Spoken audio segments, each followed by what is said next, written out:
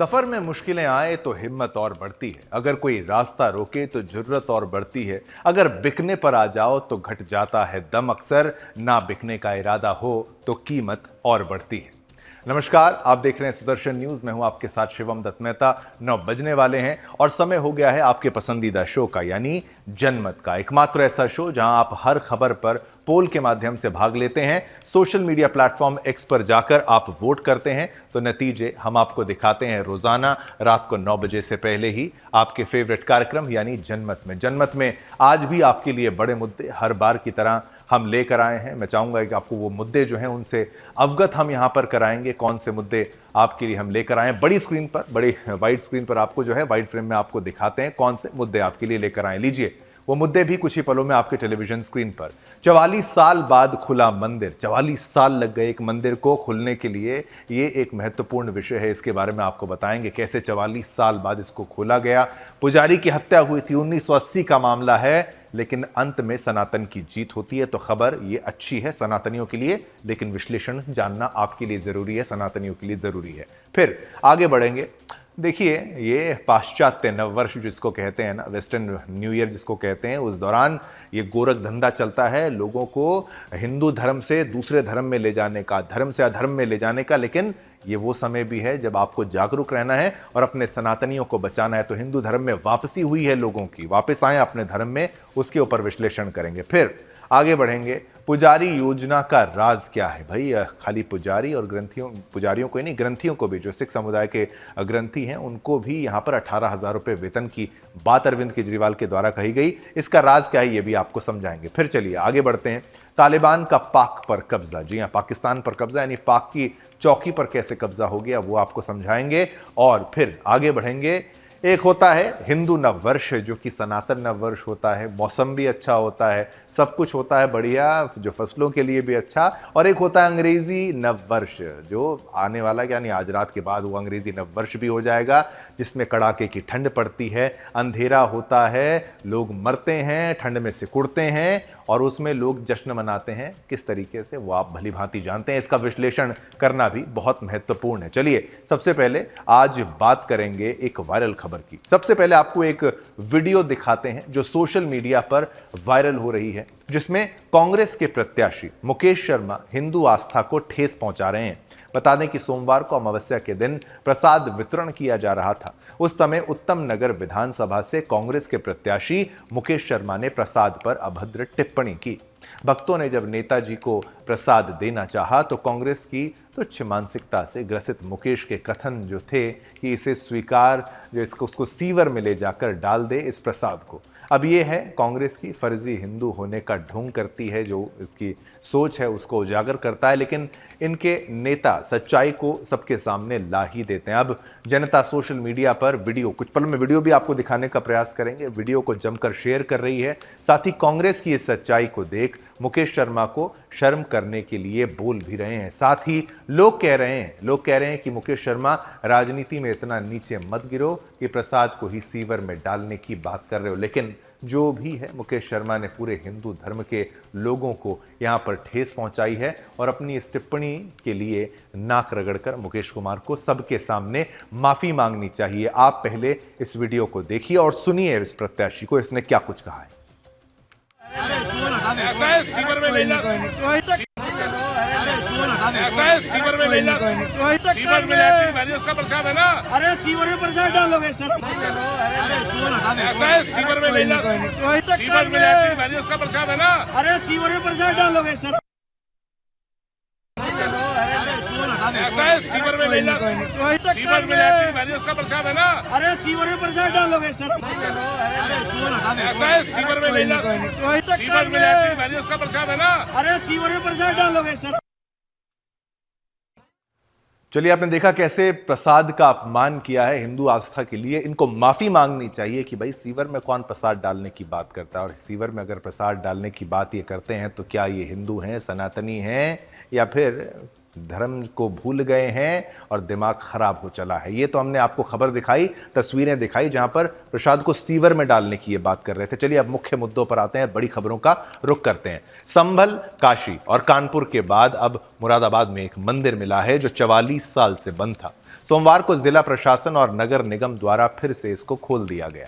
खुदाई के दौरान प्रशासन को नंदी जी, हनुमान जी और एक शिवलिंग की क्षतिग्रस्त मूर्ति जो है वो मिली है। चर्चा में ये बात सामने आई है कि 1980 के दंगों के दौरान इस मंदिर के पुजारी की हत्या कर दी गई थी और भीड़ ने मूर्तियां तोड़ दी थी। तभी से मंदिर बंद था। पुजारी के पोते ने 7 दिन पहले मुरादाबाद के डीएम अनुज सिंह के कार्यालय में एक आवेदन देकर मंदिर को फिर से खोलने का अनुरोध किया था। शनिवार को पुलिस प्रशासन की टीम नागफनी क्षेत्र के झब्बू नका नाला मोहल्ले में पहुंची, जहां मंदिर स्थित है। देखा गया कि दंगों के बाद मंदिर के गर्भगृह को दीवार से सील कर दिया गया था। सोमवार को कड़ी सुरक्षा के बीच इन दीवारों को ढहा दिया गया, जिससे मंदिर की संरचना का पता चल गया। एसडीएम ने कहा कि खुदाई के दौरान मंदिर की दीवार पर हनुमान जी की एक मूर्ति दिखाई दी। जमीन पर शिवलिंग के लिए जगह थी, लेकिन वो गायब है। शिवलिंग स्थल के पास ही नंदी की मूर्ति भी स्थापित की गई है। चलिए अब ग्राफिक्स के माध्यम से आपको और जानकारी देते हैं। परदादा ने बनवाया, पोते ने हटवाया कब्जा, ये आपको बताते हैं। चलिए मुरादाबाद की जो खबर है, इसमें मुरादाबाद में ये जो मंदिर है ये झब्बू का नाला इलाके में मिला है। यहाँ अधिकांश आबादी मुसलमानों की है। इस मंदिर को लेकर पुजारी के परपोते सेवाराम ने डीएम से शिकायत की थी। उन्होंने शिकायत में बताया था कि मंदिर को उनके परदादा भीमसेन ने बनवाया था और इसके बाद उनका ही जो परिवार है इसमें पूजा करता था। उन्होंने कहा था कि 1980 के दंगे में इस मंदिर को बंद करके प्रवेश द्वार पर दीवार बना दी गई थी और अब यहां लोग नहीं जाते। उन्होंने मंदिर को खोलने की मांग करते हुए स्थानीय लोगों के साथ प्रदर्शन भी किया था। और क्या ग्राफिक्स हैं, खंडित मूर्तियां बनवा दी पार्किंग, ये भी आपको बता दें कि कैसे पार्किंग बना दी गई इनके द्वारा। इसके बाद सोमवार 30 दिसंबर 2024 को यहां मुरादाबाद नगर निगम और प्रशासन की टीम दल बल के साथ पहुंची। उसने मंदिर की दीवार तोड़ी। इसके बाद यहां इकट्ठा हुई मिट्टी को हटाया गया। मंदिर का स्वरूप जो है इसके बाद दिखा। यहाँ दीवार पर बनाई गई बजरंग बली की प्रतिमा मिली है। यहाँ से शिवलिंग भी है एक, जिसके पास यहाँ से एक शिवलिंग भी मिला है जिसके पास लेकिन नंदी की मूर्ति भी थी। लेकिन देखिए माँ दुर्गा और काली जी की प्रतिमाएं भी खंडित थी। जो मूर्तियां दीवार में बनवाई गई थी उनको भी तोड़ दिया गया था। मंदिर में 3 फीट का पक्का फर्श बनवा दिया गया था। यहाँ की जमीन पर अब पार्किंग चलती थी। सोचिए मंदिर के फर्श पर पार्किंग चल रहे हैं, यही तो जिहादी सोच है। प्रशासन ने मंदिर की खुदाई करवाई है और फर्श तुड़वाया है। अंदर से काफी बड़ा मंदिर सामने आया है। प्रशासन अब मंदिर का जीर्णोद्धार करवा रहा है, यानी दोबारा इसको जैसे पहले था वैसा बनाने का प्रयास कर रहा है। यहाँ जल्द ही काम पूरा कर चालू करवा दिया जाएगा। पूजा का जो काम होता है, पूजा पाठ चालू करवा दी जाएगी। स्थानीय हिंदुओं को अपना मंदिर वापस पाकर प्रसन्नता है, लेकिन इससे कड़वी यादें भी ताजा हो गई हैं। मंदिर के निर्माण को लेकर शिकायत देने वाले सेवाराम इसके वापस मिलने और बुरी हालत देखकर रो पड़े। हर सनातनी रो पड़ेगा। उन्होंने बताया कि उनके परदादा भीमसेन ने इस मंदिर के निर्माण के लिए जमीन दी थी। अब और बताते हैं इसकी मंदिर की खासियत क्यों महत्वपूर्ण है। किन्नर ने उठा रखा था पूजा का बीड़ा। जब इस झब्बू का नाला इलाके में हिंदू आबादी बसा करती थी, सेवाराम ने बताया कि उनके दादा गंगा सिंह जो है यहाँ पूजा करते थे। 1980 में जब मुरादाबाद में ईद के बाद भीषण दंगा भड़का तो ये इलाका हिंदुओं से खाली हो गया। सेवाराम ने आरोप लगाया कि दंगाइयों ने उनके दादा गंगा सरन को मार दिया और उनकी लाश आग में झोंक दी। इससे उनका शव तक नहीं मिला। इसी के साथ मंदिर बंद हो गया और यहाँ दीवार बना दी गई। इलाके से धीमे धीमे सारे हिंदू चले गए। तब से ये मंदिर बंद था। यहाँ कुछ समय पहले एक हिंदू किन्नर आकर बसी थी। उनका नाम मोहिनी किन्नर है। मोहिनी किन्नर ने बताया कि उनसे मंदिर की यह हालत देखी नहीं गई और उन्होंने बाहर के हिस्से में रंगाई पुताई करवाई अपने खर्चे पर। इसके लिए भी पुलिस की मदद लेनी पड़ी थी। मोहिनी किन्नर ने बताया कि वे यहाँ रोज दिया बाती करती थीं और साथ ही दीवार पर मंदिर की दीवार की सजावट करवाती थीं। अब वह और सेवाराम का परिवार अपने मंदिर को वापस पाकर काफी प्रसन्न हैं। और आपको बता दें 1980 के दंगे में मरे थे यहाँ पर 83 लोग। ये मंदिर जिस 1980 के दंगे के बाद बंद किया गया था उसमें 83 लोग मारे गए थे। 13 अगस्त 1980 को यह दंगा हुआ था। इसको लेकर 2023 में जांच रिपोर्ट योगी सरकार ने सार्वजनिक की थी। इससे पहले तक दंगे की रिपोर्ट को इसलिए दबाकर रखा गया था क्योंकि इससे असल जिम्मेदार लोगों की पहचान हो जाती। मुरादाबाद में कांग्रेस और मुस्लिम लीग 2 बड़े खिलाड़ी थे। मुस्लिम लीग की जमात का नेतृत्व शमीम अहमद और हामिद हुसैन उर्फ अज्जी और उनके समर्थक कर रहे थे, जो उत्तर प्रदेश में मुस्लिम लीग को फिर से खड़ा करना चाहते थे। वहीं कांग्रेसी हाफिज मोहम्मद सिद्दीकी की अगुवाई में काम कर रहे थे। इस रिपोर्ट में हिंदू पक्ष के 6 लोगों के लिखित बयान दर्ज हैं, जिसमें साफ साफ लिखा है कि यह हिंसा अचानक नहीं बल्कि पूर्व नियोजित थी। मुरादाबाद में बीजेपी के तत्कालीन जिला अध्यक्ष हरिओम शर्मा का भी बयान इस रिपोर्ट में दर्ज है, जिन्होंने कहा था कि यह हिंसा बहुत बड़ी साजिश का महज एक हिस्सा भर ही थी। इस हिंसा के लिए मुस्लिम पक्ष को बाहरी देशों, इस्लामी संगठनों जैसे मुस्लिम लीग, जमीयत उलेमाए हिंसा और देखिए जो है और हिंसा और तबलीगी इस्लाम ने फंडिंग की थी। इसके दंगे से 3 महीने पहले ही कई हिंसक घटनाएं हो रही थीं। गहरे तनाव का फायदा मुस्लिम लीग और कांग्रेस के नेताओं ने 13 अगस्त 1980 को ईद के दिन उठाया। उन्होंने अपने समर्थकों के माध्यम से देखिए वो जो घटना को अंजाम दिया और पूरे मुरादाबाद को दंगों की चपेट में ढकेल दिया। बीजेपी नेता हरिओम शर्मा ने उस दिन को याद करते हुए बयान में बताया कि ईद के मौके पर ईदगाह के पास लगाए गए शिविरों में मुसलमानों की भीड़ ने आग लगा दी। इसमें उन 2 शिविरों को छोड़ दिया गया जिन्हें मुस्लिम लीग चला रही थी। उस दौरान मुस्लिम लीग के नेता अपने शिविरों यानी कैंप्स के पास ही थे, जबकि उन्हें नमाज में शामिल होना था। इससे ये बात तो साफ है कि वो दंगे के प्रति पहले से जानकारी रखते थे और सारी साजिश उनकी रची हुई थी। हालांकि इस बात के कोई सबूत नहीं मिले कि ईदगाह में कुछ जानवर पाया गया था। इतना नहीं, इसके अलावा एक और अफवाह फैलाई गई कि पुलिस ने सैकड़ों मुसलमानों को ईदगाह के अंदर मार दिया। तो ये भी खबर आपको हमने बताई और 44 साल बाद यहाँ पर मंदिर को देखा गया, बनाया गया, वापस लाया गया है। चलिए, इस खबर पर भी पोल के माध्यम से हमने आपसे जो प्रश्न पूछा वो आपको बताते हैं। मुरादाबाद दंगों के आरोपियों का नाम हो उजागर। 98% लोगों ने कहा हाँ, 2% लोगों ने कहा ना।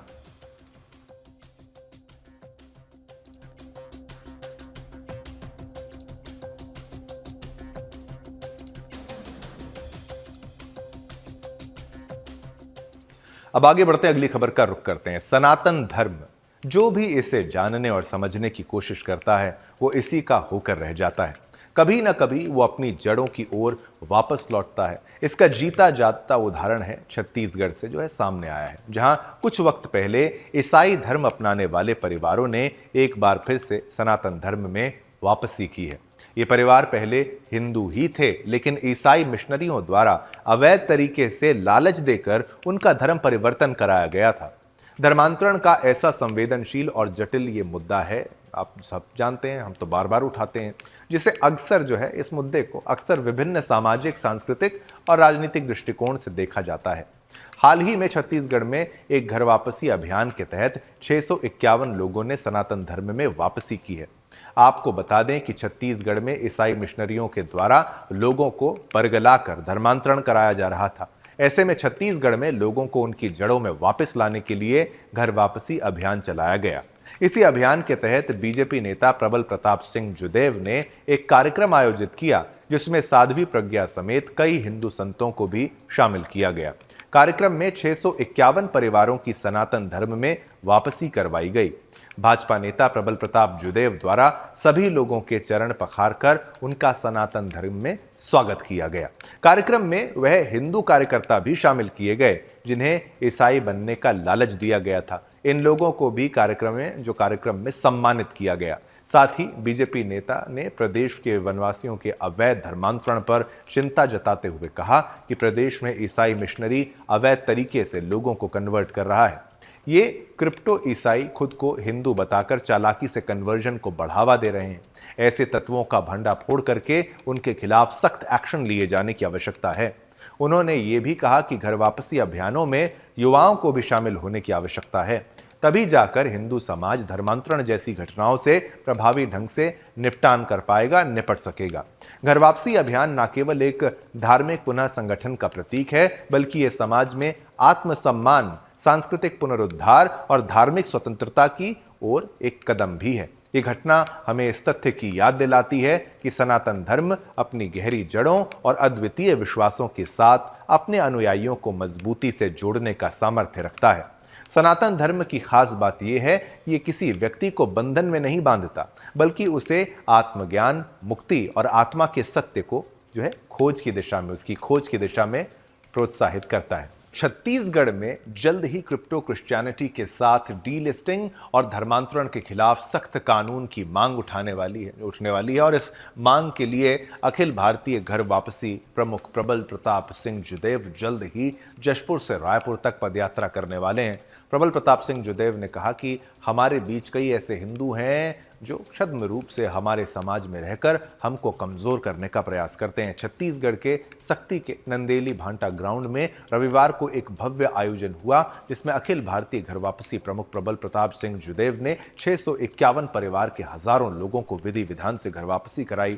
हवन संपन्न होने के बाद पैर धोकर हिंदू धर्म में वापसी हुई। इन सभी विषयों को लेकर हमारे छत्तीसगढ़ के ब्यूरो प्रमुख योगेश मिश्रा ने घर वापसी अभियान के प्रमुख प्रबल प्रताप सिंह जुदेव से विशेष बातचीत की है। जरा ध्यान से सुनिएगा। पूरे देश में धर्मांतरण या यूं कहें मतांतरण एक बहुत बड़ी समस्या है और छत्तीसगढ़ में प्रबल प्रताप सिंह जुदेव शुरू से ही घर वापसी कराते रहे हैं। मेरे साथ विशेष रूप से मौजूद हैं प्रबल जी। सबसे पहले तो आपको बहुत बहुत बधाई। सुदर्शन न्यूज़ परिवार की ओर से आपने घर वापसी फिर से कराई है, किस तरह का रिस्पॉन्स रहा, कैसा कार्यक्रम था ये? बहुत ही अद्भुत कार्यक्रम था। जिस प्रकार वहाँ जन सैलाब दिखा सनातनियों का, इससे साफ पता चलता कि उस क्षेत्र में बहुत पहले से बहुत ज़रूरी था वहाँ हिंदू समाज जागे। धीरे धीरे वो जागृति दिखी उस कार्यक्रम में। बड़ी संख्या में लोग आए थे, समाज के प्रमुख थे, संत वृंद थे, मातृशक्ति बड़े पैमाने पे थी और जो कार्यक्रम हुआ अद्भुत रहा, भूतपूर्व ऐतिहासिक। 651 लोगों के पैर पखार करके जो सम्मान उन्होंने दिया अपने पैर धोने का, इससे बड़ा सम्मान हो नहीं सकता। क्योंकि हिंदुओं को पुनः अपने पूर्वजों से जोड़ने का काम बहुत बड़ा काम है। देखा जा रहा है कि जो जहाँ पे कन्वर्जन होता है वो क्षेत्र पूरी तरह से कट जाता है मूल भावना से। किस तरह आपका पूरा अनुभव रहा है? ऐसे में कई क्षेत्र गया हूँ जहाँ 5 साल पहले हिंदू थे, धर्मांतरण की वजह से उस क्षेत्र में हिंदू अब रहे नहीं। ऐसे क्षेत्र में मैं गया हूँ, उनसे बात किया हूँ, उनकी कनेक्टिविटी पूरी तरह टूट चुकी है। माँ भारती से उनका जो भी जुड़ाव है मैं देखा हूँ ख़त्म हो गया है। अब वो दूसरे देशों के ईश्वरों की बात करते हैं और इससे साफ पता चलता है कि ऐसे लोगों को कैसे हम अपने मूल सनातनी संस्कृति से जोड़ें। क्योंकि बहला फुसला कर उनका ब्रेन वॉश करके उनका धर्म परिवर्तन किया गया है। सेवा के नाम पे सौदा हो या कोई भी कारण हो, गलत व्यवहार उन पर मैंने होते हुए देखा है, उन पर प्रेशराइज भी किया गया है। तो ऐसे लोगों को हम चिन्हित भी कर रहे हैं, उन पर कार्रवाई भी करवा रहे हैं, उनकी घर वापसी भी करवा रहे हैं। आप पद यात्रा निकालने वाले हैं, किस तरह की संरचना पूरी रहेगी, किस तरह की प्लानिंग रहेगी? एक बड़े लेवल पर पद यात्रा, इसकी पूरी प्लानिंग चल रही है। 2 मुख्य विषय इस पर हम केंद्रित करेंगे पद यात्रा पे। एक तो डीलिस्टिंग और दूसरा है क्रिप्टो क्रिश्चियनिटी। डीलिस्टिंग में ये मांग है कि भाई जो हमारे वनवासी भाई बहन हैं उनको उनका हक मिले, इससे डीलिस्टिंग जल्द से जल्द लागू हो। दूसरा जो क्रिप्टो क्रिश्चियंस हैं, छंद हिंदू जो बने हैं, उनको भी एक्सपोज करने की ज़रूरत है क्योंकि ये लोग अंदर से हमारे समाज को खोखला कर रहे हैं और जल्द से जल्द एक कड़ा धर्मांतरण के विरुद्ध पूरे प्रदेश में कानून बने। तो बिल्कुल प्रबल प्रताप जुदेव मानते हैं कि जिस तरह से जो लोग महान सनातन धर्म से दूर जा रहे हैं उनको लगातार घर वापसी कराई जाएगी और ये जो क्रम है वो लगातार जारी रहेगा। अपने सहयोगी विश्व प्रकाश के साथ योगेश मिश्रा, सुदर्शन न्यूज़, रायपुर, छत्तीसगढ़। चलिए, आपने खास बातचीत भी देखी। इस खबर पर हमने पोल के माध्यम से आपसे भी प्रश्न पूछा। प्रश्न जरूरी था, प्रश्न था आपको भी किसी ने किया धर्मांतरण के लिए प्रेरित, प्रयास किया? देखिए ये जवाब होता है। 33% लोगों ने कहा नहीं हमारे साथ ऐसा नहीं हुआ, लेकिन 67% लोगों को मतलब उनके पास गए होंगे धर्मांतरण करने वाले, बोला होगा आप धर्मांतरण करवा लीजिए, लेकिन ठीक है उनके मुंह पे तमाचा मारा करिए और उनको भगा दिया करिए, और ये जरूरी है। चलिए, धर्मांतरण से आपको बच के रहना है। सनातन जो है पुरातन एक धर्म है और सनातन ही धर्म है, तो इससे दूर जाएंगे तो कहीं के नहीं रहेंगे। चंद पैसों के लिए, एक लालच के लिए ऐसा मत करिएगा, आपको आपके राम का वास्ता। दिल्ली विधानसभा चुनाव की घोषणा से पहले ही राजनीतिक दलों में घमासान मचा है। भाजपा और आम आदमी पार्टी एक दूसरे पर वार पलटवार करने का मौका नहीं छोड़ रहे हैं। सोमवार को दिल्ली के पूर्व मुख्यमंत्री और आम आदमी पार्टी के संयोजक अरविंद केजरीवाल ने पुजारी और ग्रंथी सम्मान योजना की घोषणा की। इस पर मंगलवार को दिल्ली भारतीय जनता पार्टी ने पूर्व मुख्यमंत्री केजरीवाल पर तंज कसते हुए पोस्टर जारी किया है। इस पोस्टर में केजरीवाल को चुनावी हिंदू बताया गया है। अब दिल्ली बीजेपी के एक्स पर जारी पोस्टर में अरविंद केजरीवाल रुद्राक्ष की माला के साथ ही फूलों की माला भी पहने दिखाई देंगे। कुछ पलों में हम आपको वो तस्वीर भी दिखाएंगे। उस पोस्टर में लिखा है चुनावी हिंदू। आपको बता दें कि सोमवार को आम आदमी पार्टी ने मंदिर के पुजारियों और गुरुद्वारों के ग्रंथियों को हर महीने 18,000 रुपए देने का वादा किया। मंगलवार को पार्टी के राष्ट्रीय संयोजक अरविंद केजरीवाल हनुमान मंदिर में पुजारियों का पंजीकरण जो है उसकी शुरुआत करने की बात, और वहीं बीजेपी पर निशाना साधते हुए ये कहा कि दिल्ली में महिला सम्मान व संजीवनी योजना को पुलिस भेजकर फर्जी केस कर रोकने की कोशिश की। इसी पर हमारी ये खास रिपोर्ट देखें और मामले की गंभीरता को समझें।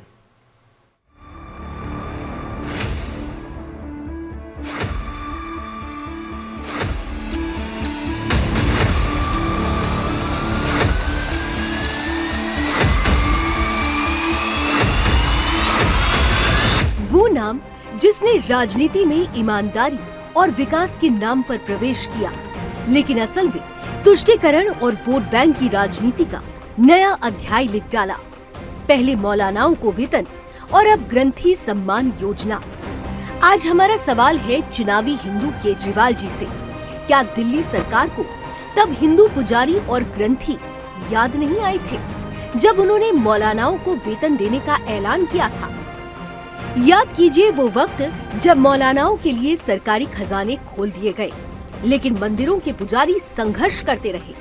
हालांकि अब चुनावी मौसम है तो केजरीवाल को अचानक हिंदू ग्रंथी और पुजारियों का सम्मान याद आया है। आज जो योजना का मैं ऐलान करने जा रहा हूँ, इस योजना का नाम है पुजारी ग्रंथी सम्मान योजना।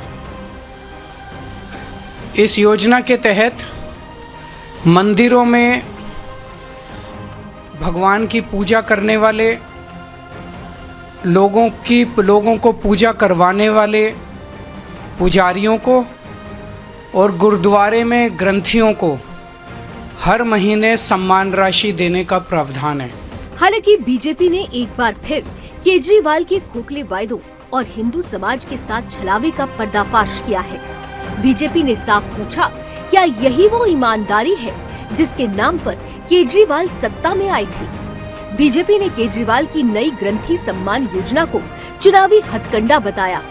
और ये कहना गलत नहीं होगा, चुनाव की बेला है, अरविंद केजरीवाल का नया झूठ का खेला है। चुनाव की बेला है, अरविंद केजरीवाल का नया झूठ का खेला है, और जनता ऐसा जवाब देगी कि ये भूलेंगे नहीं, क्योंकि जो अभी तक तुष्टीकरण की राजनीति करते थे, जो मौलवियों को कहते थे कि हम 18,000 रुपए प्रति माह देंगे, उनको भी ठग लिया और 17 माह से जो 18,000 रुपए प्रति माह देने थे वो नहीं दिए। इसमें एक ही विषय रखा कि क्या कारण है कि दिल्ली की सरकार 2013 से मौलवी और इमामों को तनख्वाह दे रही है, पंडित, पुजारी और ग्रंथियों को तनख्वाह क्यों नहीं दे रही। और उस कोर्ट की जो अगली डेट है वो 21 तारीख है, जहां अरविंद केजरीवाल को ये जवाब देना है कि क्यों हम मौलवी और इमामों को तनख्वाह दे रहे हैं, पुजारी और ग्रंथी को क्यों नहीं दे रहे। अब जब इन्हें लगा कि कोर्ट में जवाब देना है और चुनाव सर पर है, खाली मौलवी इमामों से गुजारा नहीं चलेगा, तो अब इन्होंने भगवान राम का सहारा लेना शुरू किया है। तो आज इन्होंने ये घोषणा की है। वहीं पुजारियों ने भी अरविंद केजरीवाल की ग्रंथी सम्मान योजना पर गहरी नाराजगी जताई। उनका साफ कहना है कि यह कदम सिर्फ चुनावी राजनीति के लिए उठाया गया है। वो किसी महीना में देगा, किसी महीने में बंद कर देगा, तो इस तरह से इसका कोई महत्व नहीं है। महत्वपूर्ण ये होता है कि वो वेतन निर्धारित करते कि हम इतने हर महीना में पुजारियों को या ग्रंथियों को या जितने भी हैं जो भी पूजा करते हैं, चाहे गुरुद्वारा के हों, चाहे जैन के हों, चाहे जितने भी हों, उनको देना चाहिए वेतन। लेकिन पुजारियों को वेतन कह करके सम्मान राशि देता है। सम्मान राशि का कोई महत्व नहीं है। वो सम्मान होता है 1 महीना का होगा, 2 महीना का होगा, 4 महीना का होगा, इसका कोई पता नहीं है। लेकिन संत समाज की बहुत लंबे समय से मांग रही है कि जिस तरीके से मस्जिद के मौलानाओं और मदरसे के जो मौलवी हैं उनको केजरीवाल की तरफ से जो है 18,000 रुपए या उनको निरंतर दिए जाते थे। अब केजरीवाल ने जो है पुजारियों को भी देने की घोषणा की है, लेकिन जिस समय ये समय को देखते हुए पता लगता है साफ कि जो है केजरीवाल की जो है चुनावी रेवड़ियां बांटने में माहिर है। अब चुनाव का समय देखते हुए जब उनको लगा कि अब से केवल तुष्टीकरण करने से काम नहीं चलेगा, हिंदुओं को भी अपने साथ लाना पड़ेगा, तो इसलिए उन्होंने इस प्रकार की घोषणा की है। अब बार बार जनता के मन में भी सवाल उठने लगे हैं, तो बीजेपी परत दर परत केजरीवाल के वायदों को झूठा करार दे रही है। बीजेपी ने कहा, केजरीवाल सरकार बार बार जनता को गुमराह करने के लिए झूठे वायदे करती है। आम आदमी पार्टी हर घर पानी की बात करती है, लेकिन सच्चाई तो ये है कि हजारों इलाके पानी के लिए तरसते हैं। 15 लाख सीसीटीवी कैमरे की हकीकत केवल कागजों तक ही सीमित है। हर युवा को नौकरी की सच्चाई से हर कोई वाकिफ है कि दिल्ली में बेरोजगारी ही बढ़ी है, और हर बार यमुना साफ करने के वायदे की हकीकत भी सभी ने देखी है कि यमुना आज कितनी जहरीली है। अब ये सवाल दिल्ली में रहने वाले हर हिंदू के मन में उठने लगा है कि केजरीवाल हिंदू समाज के साथ छल क्यों कर रहे हैं। चाहे हनुमान चालीसा पढ़ने का दिखावा करके मंदिरों को सरकारी कब्जे में लेना हो, शाहीन बाग के समय मौन रहकर तुष्टीकरण का समर्थन, राम मंदिर पर चुप्पी लेकिन गैर हिंदू समाज के लिए खुला समर्थन, क्या केजरीवाल का हर कदम सिर्फ और सिर्फ चुनावी राजनीति के लिए होता है? बहरहाल कुल मिलाकर ये फैसला दिल्ली की जनता को करना है कि क्या तुष्टीकरण और वोट बैंक की राजनीति करने वाले अरविंद केजरीवाल को एक बार फिर दिल्ली की कमान सौंपी जानी चाहिए, या फिर दिल्ली में इस बार बदलाव की बयार है। Bureau report, Sudarshan news.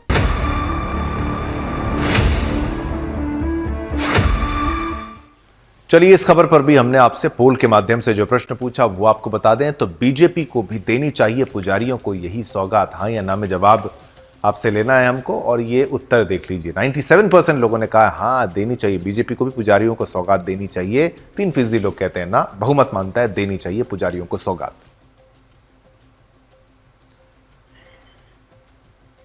Hindu नववर्ष और अंग्रेजी नववर्ष में क्या अंतर है, जो कैलेंडर चेंज में क्या अंतर है? जहां सारी दुनिया अंग्रेजी नववर्ष मनाने में व्यस्त है, वहां हमारे देश के हिंदू भी गुस्सा आता है, क्रोध होता है, दुख होता है, इसी में लगे हुए हैं। हालांकि हम सभी जानते हैं कि हिंदुओं का असली नववर्ष ये नहीं है। हिंदू नववर्ष चैत्र शुक्ल प्रतिपदा को आता है, जो प्रकृति के नवीनीकरण और नए मौसम की शुरुआत का प्रतीक है। इस समय वसंत ऋतु का आगमन होता है और दिन का उजाला पूरी दुनिया को ताजगी और नवीनता से भर देता है। ये समय नए आचरण, नए विचार और नवीनीकरण का है, जो जीवन में सकारात्मकता और शांति लेकर आता है। इसके विपरीत, इसके उल्टे अंग्रेजी नववर्ष 1 जनवरी को मनाया जाता है, जो अंधेरी रात और सर्दी के मौसम में शुरू होता है। कड़ाके की ठंड होती है, लोग परेशान होते हैं, बीमार पड़ते हैं। इस दिन लोग शराब और अनैतिक व्यवहार जो है, अनैतिक व्यवहार में लिप्त होते हैं और इसका माहौल अधिकतर उत्सव और शोरगुल में डूबा रहता है। अंग्रेजी नववर्ष की शुरुआत प्रकृति के नवीनीकरण के बजाय एक तरह के अस्तित्व के नशे में होती है। हिंदू नववर्ष का महत्व न केवल समय की शुरुआत के रूप में है, बल्कि ये जीवन में नयापन, सकारात्मकता और संयम की ओर प्रेरित करता है। यह हमें याद दिलाता है कि हमारे जीवन का वास्तविक नववर्ष प्रकृति के साथ सामंजस्यपूर्ण तरीके से जुड़ा हुआ है और ये समय का सही उपयोग करने की दिशा में एक कदम है। रामनवमी अपने आप में काफी महत्वपूर्ण होती है। इसी दिन हिंदू नववर्ष की शुरुआत होती है। हिंदू नए साल पहला दिन जो आज ही दिन है और पहला महीना चैत्र का महीना होता है। ये कैलेंडर उस ग्रेगोरियन कैलेंडर से बहुत पुराना और सटीक माना जाता रहा है, जिसमें खगोल विज्ञान के अध्ययन से हर तिथि की गणना बहुत पुख्ता तरीके से की जाती रही है। हिंदू नववर्ष की जब शुरुआत होती है तब चैत्र का महीना होता है। इसे प्रतिपदा और गुड़ी पड़वा भी कहते हैं। चैत्र माह को हिंदू नववर्ष का पहला त्योहार नवरात्रि पड़ता है, जिसमें 9 दिनों तक माता दुर्गा की पूर्ण श्रद्धा से पूजा की जाती है। आज ही से विक्रम संवत 2080 की शुरुआत हो रही है। विक्रम संवत नाम इसलिए क्योंकि उज्जैन के सम्राट विक्रमादित्य ने 2080 साल पहले शकों को हराया था। वैसे दुनिया का सबसे पुराना कैलेंडर माया कैलेंडर कहा जाता है, जिसका इस्तेमाल 3400 साल पहले होता था। ग्वाटेमाला में वैज्ञानिकों को माया कैलेंडर के सबसे पुराने सबूतों से पता चला कि यह 260 दिन का कैलेंडर होता था। इसे पत्थरों पर बनाया जाता था। जहां तक सनातन हिंदू वर्ष की बात है तो यह कैलेंडर 1000 ईसा पूर्व पुराना माना जाता है, जिसमें 12 चंद्रमास होते थे। ये कैलेंडर जो है चंद्रमा की मुद्राओं और चक्र के अनुसार चलता है। हिंदू नववर्ष हिंदू वर्ष 354 दिनों का होता है। इसी वजह से कभी कभी हिंदू वर्ष में 30 दिन को एक अतिरिक्त महीना जो है वो जुड़ जाता है। हिंदू कैलेंडर को समझना उतना ही आसान या सरल है जितना कि एक ग्रेगोरियन कैलेंडर यानी अंग्रेजों के कैलेंडर को, चीनी कैलेंडर को या इस्लामिक कैलेंडर को समझना है। चलिए, क्या अंतर है अंग्रेजी और हिंदी कैलेंडर में, वो आपको हम दिखाते हैं ग्राफिक्स के माध्यम से। दरअसल ग्रेगोरियन कैलेंडर को ही अंग्रेजी कैलेंडर कहते हैं। इसकी शुरुआत 15 अक्टूबर 1582 को ईसाई समुदाय ने क्रिसमस, जो इनका त्यौहार होता है अंग्रेजों का, उसकी तारीख तय करने के लिए की थी। इससे पहले 10 महीनों वाले रूस के जूलियन कैलेंडर में बहुत सी कमियां होने के कारण हर साल इनका जो त्यौहार है उसकी तारीख निश्चित नहीं होती थी। ग्रेगोरियन कैलेंडर में नया साल 1 जनवरी से आता है, इनके अनुसार अंग्रेजों के कैलेंडर में। अब आपको बताते हैं, एक सूर्य पर आधारित तो दूसरा चंद्रमा पर आधारित। अंग्रेजी कैलेंडर सूर्य पर आधारित है। इसके मुताबिक एक सूर्य वर्ष में 365 दिन और करीब 6 घंटे होते हैं। हर 4 साल में ये 6-6 घंटे एक दिन के बराबर हो जाते हैं। लिहाजा 4 साल में एक बार फरवरी में 29 दिन का होता है और बाकी 3 सालों में यह 28 दिन का होता है। अब हिंदू नववर्ष कैलेंडर जो है चंद्रमा की स्थितियों से तय होता है। चंद्रमा की अगर हम बात करें, हिंदी या हिंदू वर्ष चंद्र की स्थितियों के अनुसार चलता है, और वो चंद्रमा की एक साइकिल से तय होता है। इसमें हर महीने 30 दिनों का जो है महीना होता है। हर महीने में चंद्रमा की स्थितियों के अनुसार 15 दिनों का शुक्ल पक्ष होता है। हिंदी वर्ष 354 दिनों का होता है। इसी वजह से कई बार हिंदी वर्ष में 30 दिनों का एक अतिरिक्त महीना भी जोड़ा जाता है। अब किन देशों में चलता है हिंदू कैलेंडर, आपको बता दें। हिंदू कैलेंडर मूल तौर पर भारतीय प्रायद्वीप, नेपाल, मॉरिशस, श्रीलंका, इंडोनेशिया, जावा, सुमात्रा जैसे देशों में अब भी इस्तेमाल होता है। अब ग्रेगोरियन कैलेंडर को दुनिया के अधिकांश देशों में अब माना जाता है, लेकिन नेपाल सरकारी तौर पर हिंदू नववर्ष को ही मानते हैं। नेपाल जो है वहां पर उनकी गवर्नमेंट मानती है। इसके सरकारी कार्यकाल और स्कूल इसी कैलेंडर से संचालित होते हैं। अब ग्रेगोरियन कैलेंडर और हिंदू कैलेंडर के महीने कैसे होते हैं वो भी आप जान लीजिए। ग्रेगोरियन कैलेंडर में 12 महीने होते हैं, जनवरी से लेकर दिसंबर तक। हिंदू पांचांग में महीनों के नाम क्रम से हैं, यानी चैत्र, वैशाख, ज्येष्ठ, आषाढ़, श्रावण, भाद्रपद, अश्विन, कार्तिक, मार्गशीर्ष, पौष, माघ और फाल्गुन। तो ये हिंदू नववर्ष के अनुसार, यानी हिंदू कैलेंडर के अनुसार। अब हिंदू वर्ष जो है, हिंदू नववर्ष की कुछ खास बातें आपको वो भी बता देते हैं। इसी दिन सूर्योदय से ब्रह्मा जी ने सृष्टि की शुरुआत की थी। सम्राट विक्रमादित्य ने इसी दिन राज्य स्थापित किया। उन्हीं के नाम पर विक्रम संवत का पहला दिन शुरू हुआ। श्री राम के राज्याभिषेक का दिन भी यही है। शक्ति और भक्ति के 9 दिन अर्थात नवरात्र का पहला दिन भी यही होगा, यानी हिंदू नववर्ष का जो दिन है। सिखों के द्वितीय गुरु श्री अंगद देव जी का जन्म दिवस भी यही माना जाता है, और स्वामी दयानंद सरस्वती जी ने इसी दिन आर्य समाज की स्थापना की थी और एवं कृणावंतो विश्वकर्मा का संदेश दिया था। सिंध प्रांत के प्रसिद्ध समाज रक्षक वर्णोवतार झूलेलाल इसी दिन प्रकट हुए थे। राजा विक्रमादित्य की भांति शालीवाहन ने हूणों और शकों को परास्त कर भारत में श्रेष्ठतम राज्य स्थापित करने हेतु यही दिन चुना था। शक संवत की स्थापना की थी। युधिष्ठिर का राज्याभिषेक भी इसी दिन पर हुआ था। तो देखिए, हिंदू नववर्ष की जब बात करते हैं तो सनातन की छाप तो उसमें आती ही है। आपको एक नई ऊर्जा के स्रोत से भरता है, आपको ऊर्जावान बनाता है, आपको खुश करता है, प्रसन्न करता है। लेकिन अंग्रेजी नववर्ष की जब आप बात करते हैं तो एक काला अंधेरा, कड़ाके की ठंड, कुछ भी उपजाऊ नहीं, लोग परेशान ही आपको नजर आएंगे। हिंदू नववर्ष के बिल्कुल विपरीत, यानी जब नववर्ष मनाना चाहिए उस दिन के बिल्कुल उल्टा, जब आदमी को बचकर रहना चाहिए उस दिन बिल्कुल वो। तभी तो आज के दिन आप देखेंगे लोग क्या हरकतें करते हैं। और हम सुदर्शन न्यूज़ से आपको हमेशा ये जो है एक संदेश देते हैं कि आप अपने सनातनी हिंदू नववर्ष को ही मनाएं। ये कैलेंडर चेंज हो रहा है, ये अंग्रेज़ों के आने के बाद जो कुछ भी हुआ, ये बीमारी भी कुछ समय बाद दूर होगी। हम अवश्य प्रयत्न करेंगे, आप भी प्रयत्न करें, लेकिन आज से अपने बच्चों में कम से कम ये संस्कार डालने का प्रयास करें कि आप सनातनी कैलेंडर को ज़्यादा बेहतर समझें जितना आप आजकल अंग्रेजी कैलेंडर को समझ रहे हैं।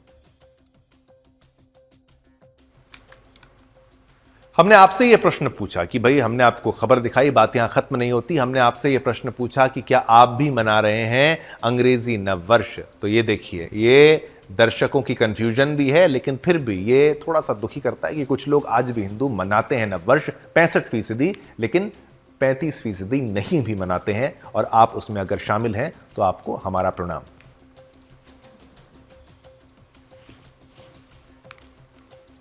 चलिए, ये खबर आपको बताई, इस खबर पर पोल के माध्यम से प्रश्न हमने आपको पूछा। अब बाकी खबरों का भी रुख करते हैं। पाकिस्तान और अफगानिस्तान की बात आज क्यों? क्योंकि हुआ कुछ बहुत बड़ा है। पिछले हफ्ते पाकिस्तान और अफगानिस्तान के बीच बढ़ती तनातनी के बाद अफगानिस्तान में पाकिस्तानी सुरक्षा बलों के करीब एक सदस्य और दर्जनों नागरिक मारे गए हैं। बॉर्डर पार लड़ाई का यह ताजा दौर पाकिस्तान के इस दावे के बाद शुरू हुआ।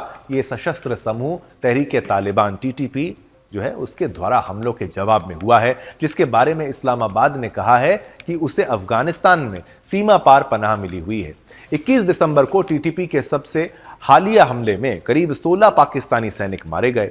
आपको बता दें, कुछ मीडिया रिपोर्ट्स के मुताबिक पाकिस्तानी सैन्य सूत्रों ने पुष्टि की है कि मंगलवार को पाकिस्तान ने अफगानिस्तान के पख्तिया प्रांत में हवाई हमले किए थे, एयर स्ट्राइक्स की थी, जो पाकिस्तान के आदिवासी जिले दक्षिण वजीरिस्तान की सीमा पर है।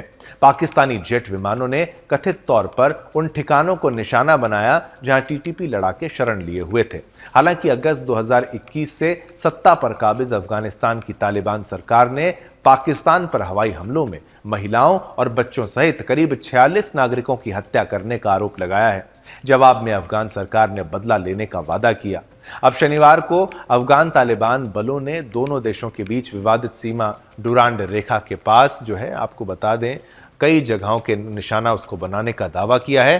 और अफगानिस्तानी बॉर्डर पर पाकिस्तानी चौकी पर TTP के कब्जे का वीडियो भी सोशल मीडिया पर वायरल हो रहा है। कहा जा रहा है कि TTP ने इस वीडियो को खुद जारी किया है, लेकिन अब पाकिस्तानी सेना के एक सीनियर अधिकारी ने इस पर सफाई देते हुए कहा कि सेना की इस चौकी को हमले से पहले, यानी कुछ समय पहले, खाली कर दिया गया था। उन्होंने कहा कि यहां से सैन्य कर्मियों को दूसरी जगह शिफ्ट कर दिया गया था। यह प्रक्रिया सिर्फ बाजौर तक सीमित नहीं थी, बल्कि उत्तरी और दक्षिणी वजीरिस्तान में भी इसी तरह सैन्य कर्मियों को चौकियों से हटा दिया गया था। पाकिस्तान और अफगानिस्तान के बीच हो रही जंग लगातार बढ़ रही है। ऐसे में इस जंग की तरफ जो है वो ताकत किस तरफ भारी पड़ेगी, यह आने वाला वक्त बताएगा कि पाकिस्तान झेल पाएगा कि नहीं झेल पाएगा। अफगान तालिबान लंबे समय से यह दिखाता आया है कि वे किसी भी बड़ी सैन्य शक्ति के सामने झुकने वाला नहीं है। अमेरिका और रूस जैसी जो महाशक्तियां हैं, उसने वर्षों तक उसको चुनौती दी और आखिरकार उन्हें अफगानिस्तान को छोड़ना पड़ा, लौटना पड़ा। अमेरिका भी गया, रूस भी गया अफगानिस्तान से, यानी तालिबान से परेशान होकर। पाकिस्तान के पास ना तो वैसी सैन्य ताकत है और ना ही आर्थिक क्षमता जिससे वे तालिबान का सामना कर सके। मीर अली बॉर्डर पर बढ़ती गतिविधियों के चलते पाकिस्तान ने भी अपनी सेना को अलर्ट पर रखा है। सीमाई इलाकों में सैनिकों की तैनाती तेज कर दी गई है। स्थानीय लोगों में डर का माहौल है और स्थिति किसी बड़े संघर्ष का संकेत दे रही है। तनाव बढ़ने के साथ ही ये देखना होगा कि पाकिस्तान और तालिबान के बीच के टकराव की दिशा क्या होने वाली है, किस ओर ये बढ़ने वाला है। मुझे तो लगता है कि पाकिस्तान ने अपने अंत की शुरुआत यहीं से कर दी है। चलिए, ये खबर भी हमने आपको बताई जहां पर कैसे तालिबान जो है पाकिस्तान की जान का दुश्मन बन चुका है।